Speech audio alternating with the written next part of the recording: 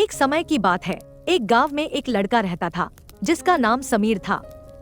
समीर एक साधारण परिवार से था, लेकिन उसके दिल में एक अनमोल खजाना था, उसका प्यार। वह एक लड़की श्रुति से बेइंतहा मोहब्बत करता था। श्रुति एक अमीर घराने से थी, जहां हर चीज की कोई कमी नहीं थी।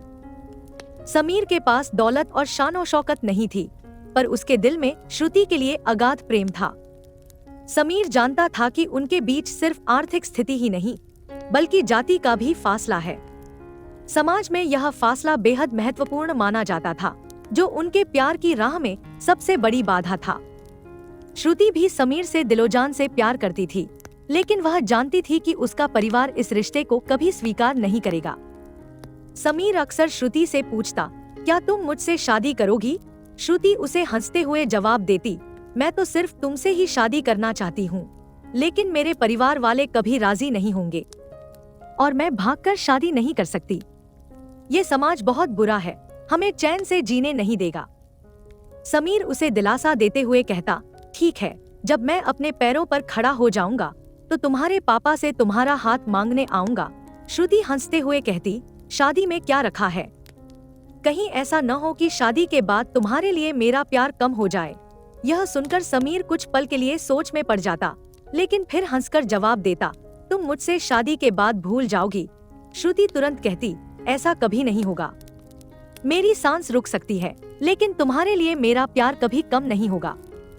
समय बीतता गया और श्रुति के परिवार वालों ने उसके लिए लड़के की तलाश शुरू कर दी।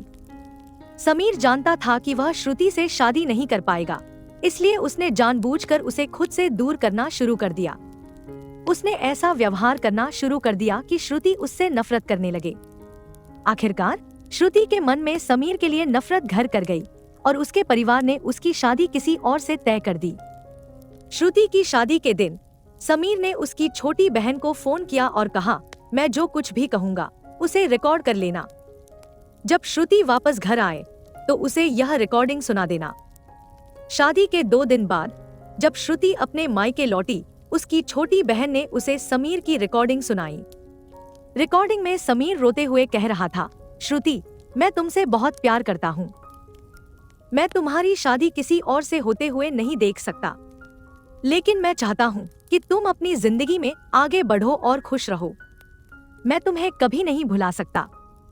समीर की यह बात सुनकर श्रुति की आंखों से आंसू बहने लगे।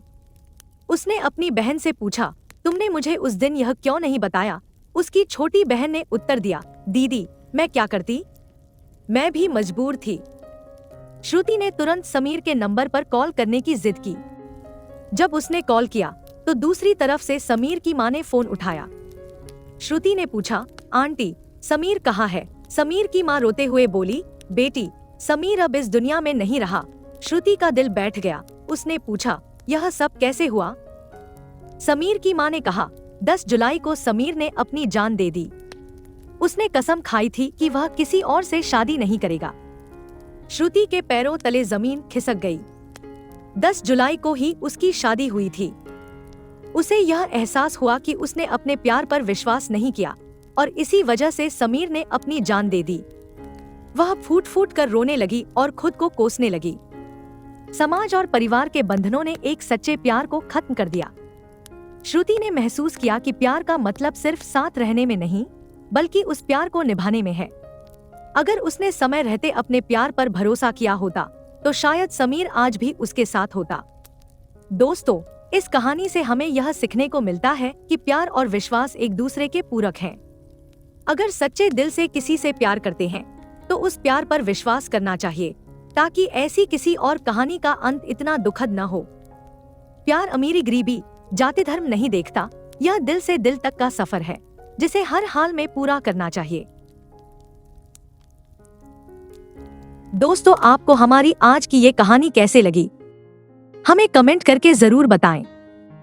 अगर कहानी अच्छी लगी तो वीडियो को लाइक करें और अपने दोस्तों के साथ भी शेयर करें।